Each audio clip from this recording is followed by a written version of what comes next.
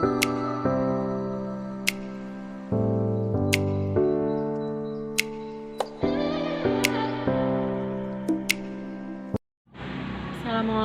warahmatullahi wabarakatuh. Saya Cilma Nuzuliari Madani dari kelas 4 IDISA 7.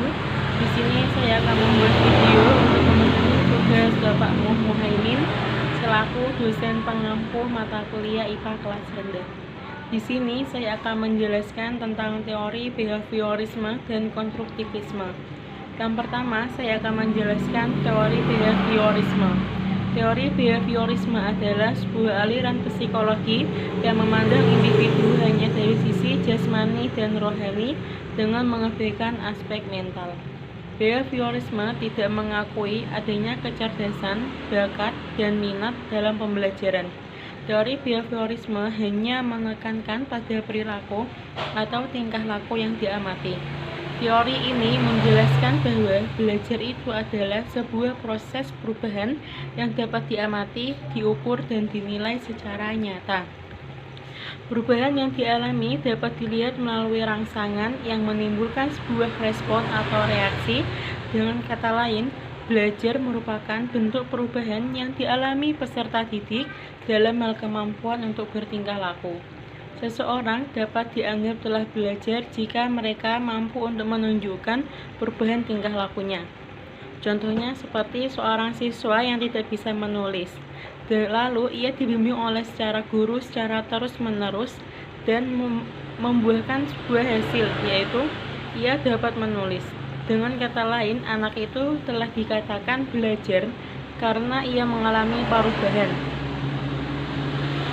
Menurut teori ini, yang paling penting adalah stimulus dan respon, yaitu stimulus adalah sesuatu yang diberikan guru kepada siswa, sedangkan respon adalah tanggapan siswa terhadap stimulus yang diberikan oleh guru.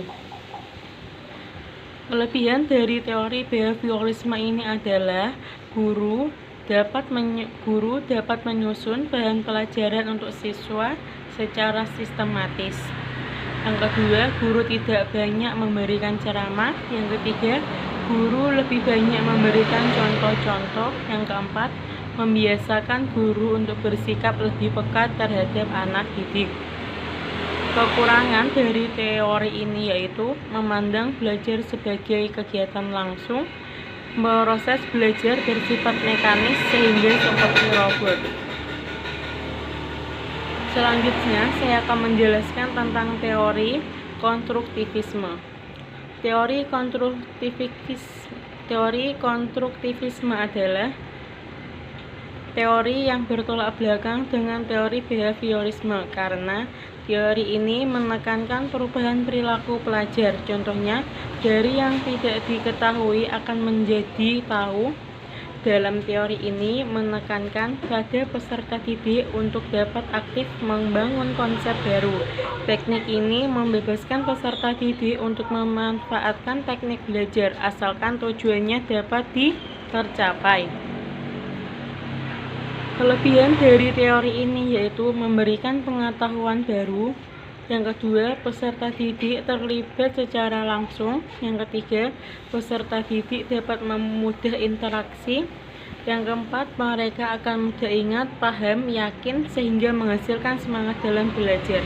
Kekurangan dari teori ini adalah peserta didik membuat pengetahuan dengan ide masing-masing. Alhasil pendapat mereka akan berbeda-beda. Yang kedua, peserta didik diupayakan untuk membangun pengetahuan sendiri. Yang ketiga, kondisi sekolah mempengaruhi keaktifan siswa dalam pembelajaran. Dan di sini kita menjadi guru harus mengetahui apa itu teori behaviorisme dan konstruktivisme, sehingga akan memudahkan kita dalam melakukan pembelajaran terhadap siswa. Semangat untuk kita, semangat untuk anak-anak, jangan lupa ikhtiar dan berdoa terus. Sekian dari saya, kurang lebihnya mohon maaf. Terima kasih. Wassalamualaikum warahmatullahi wabarakatuh.